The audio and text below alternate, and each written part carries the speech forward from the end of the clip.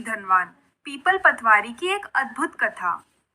एक गांव में एक गुजरी रहती थी। एक दिन उसने अपनी बहू से कहा, बहू नगर में जाकर दूध और दही को बेचा। जब बहू दूध और दही बेचने निकली तो उसने देखा कि रास्ते में कुछ स्त्रियां पीपल पतवारी को सींच रही हैं। उसने रुककर उन स्त्रियों से पूछा, बहन आप लोग ये क्या कर रहे हो? तब स्त्रियां बोली कि हम लोग पीपल पतवारी सींच रहे हैं। इससे घर में धन और धान्य की कमी नहीं रहती और 12 वर्षों का बिछुड़ा हुआ पति भी मिल जाता है। तब गुजरी की बहू बोली कि मैं भी पीपल पतवारी सींचूंगी। अगले दिन जब गुजरी ने दूध दही अपनी बहू को बेचने के लिए दिया तो बहू दूध तो पीपल वृक्ष में चढ़ा देती और दही से पतवारी को सींचती। जब सास अपनी बहू से दूध और दही के दाम मांगती तो बहू कहती, माँ महीना पूरा होने के बाद पैसे मिलेंगे।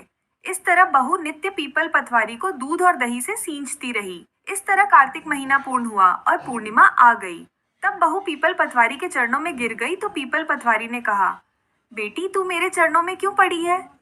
तब बहू रोते हुए बोली, हे माँ, मेरी सास मुझसे दूध दही के दाम मांग रही है। तब पीपल पतवारी बोली, बेटी मेरे पास कौन सा धन रखा है?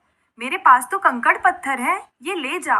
तब बहू कंकड़ पत्थर मटके में रखकर घर ले आई और घर के एक कोने में रख दिया। वह डर के मारे चादर ओढ़कर सो गई। जब सास ने बहू से पूछा कि दाम कहाँ है, तो बहू ने कहा, मटके में रखे हैं। जब सास ने मटका खोला तो उसमें सोने के सिक्के, हीरे मोती जगमगा रहे थे। तब सास की आंखें आश्चर्य से फटी रह गईं और उसने बहू से पूछा, बहू इतना धन कहाँ से लाई? तब बहू ने सारी बातें सास को बता दी। तो सास ने कहा कि अगले कार्तिक मास को मैं भी पीपल पतवारी सींचूंगी। जब अगले वर्ष कार्तिक मास आया तो सास नगर में जाकर दूध दही तो बेच आती और हांडी को धोकर उसके पानी से पीपल पतवारी सींच आती। उसने बहू से आकर कहा, बहू मुझसे दूध दही के दाम मांग।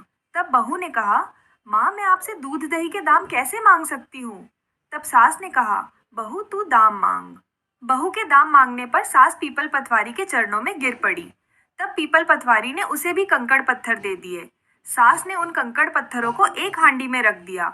जब बहू ने हांडी खोलकर देखा तो उसमें कंकड़ पत्थर भरे पड़े थे। तब बहू ने सास से कहा, माँ इसमें तो कंकड़ पत्थर पड़े हैं। तो सास ने कहा, तुम्हारी पीपल पतवारी तो भेदभाव करती है। तुम्हें तो इतना धन दिया और मुझे दिए ये कंकड़ पत्थर। जा चली जा यहाँ से। जब गांव वालों को पता चला तो सबने यही कहा कि बहू ने तो मन से सींचा और आपने धन के लिए सींचा। हे पतवारी माता, जैसा बहू को दिया वैसा सबको देना और जैसा सास को दिया वैसा किसी को मत देना। अगर आपको भी पतवारी माता की यह चमत्कारी कथा